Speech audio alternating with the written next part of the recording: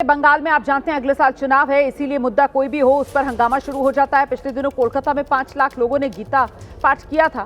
उसी दौरान नॉनवेज बेचने वालों के साथ मारपीट की घटना का आरोप भी लगा था। जिन लोगों पर मारपीट का आरोप लगा था उनकी गिरफ्तारी हुई। कल जमानत पर वो रिहा हुए, जिसके बाद पश्चिम बंगाल में विपक्ष के नेता शुभेंदु अधिकारी ने उनका स्वागत किया और ममता सरकार पर गंभीर आरोप लगाए। वहीं ममता बनर्जी कह रही हैं ये बंगाल है, यूपी नहीं, यहां जो गलत करेगा उसके खिलाफ कार्रवाई की जाएगी। तो ये मारपीट के आरोपी जमानत पर जब रिहा हुए तो शुभेंदु अधिकारी ने इनका स्वागत किया। अब इस पर ममता बनर्जी की तरफ से कहा जा रहा है कि ये बंगाल है, यूपी नहीं, यहां जो गलत करेगा उस पर एक्शन लिया जाएगा। तो ममता का वार, बीजेपी का पलटवार, पश्चिम बंगाल का यही है सियासी मूड।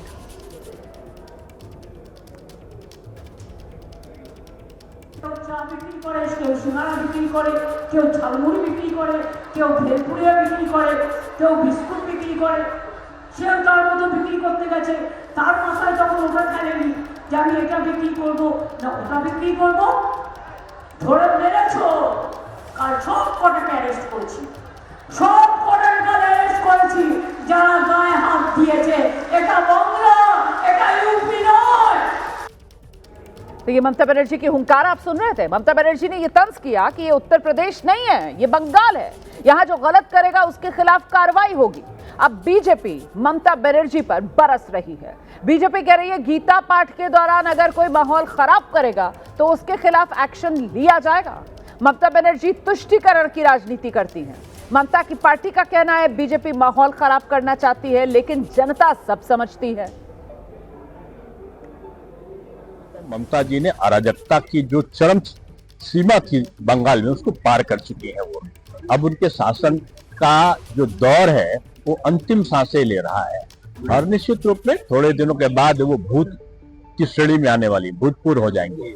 लेकिन सर वो उनकी तरफ से और टीएमसी नेताओं की तरफ से कहा जा रहा है बीजेपी का जो है इसी तरीके से जो आरोपी होते हैं उनको जो कानून का सम्मान नहीं करते, बीजेपी उनका सम्मान करती है। ये एक पक्षीय घोर सांप्रदायिक पार्टी तृणमूल पार्टी है और उसका एक ही काम है सनातन को बदनाम करना, सनातन परंपराओं पर कुठाराघात करके दुष्प्रचारित करना।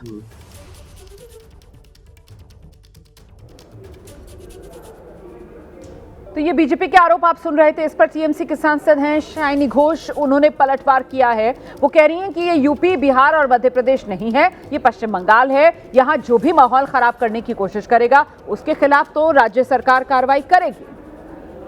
भी इसको कम्युनल एक साइड देंगे। सामने पश्चिम बंगाल का इलेक्शन आ रहा है, हिंदू मुसलमान शमशान कब्रिस्तान छोड़ के वैसे भी बीजेपी को कोई काम है नहीं। बीजेपी कई ममता दीदी तुष्टीकरण की राजनीति कर रही हैं और केंद्रीय गृह मंत्री अमित शाह को लेकर के जो बोल रही हैं वो उनकी घबराहट है, वो खुद घबरा गई हैं, डरी हुई हैं। देखिए बीजेपी के जो नेता है वो नींद से ममता बनर्जी को गाली देते हैं, वो जब सोने जाते हैं तब भी वो ममता बनर्जी और टीएमसी को गाली देते हैं। बंगाल कैसे चलेगा उसका पाठ हम बीजेपी से नहीं पढ़ेंगे और ममता बनर्जी जो राजनीति करती है दैट इज कंस्ट्रक्टिव राजनीति, कंस्ट्रक्टिव पॉलिटिक्स। सो बंगाल की जनता उनके साथ है और वो 2026 में हम फिर से देख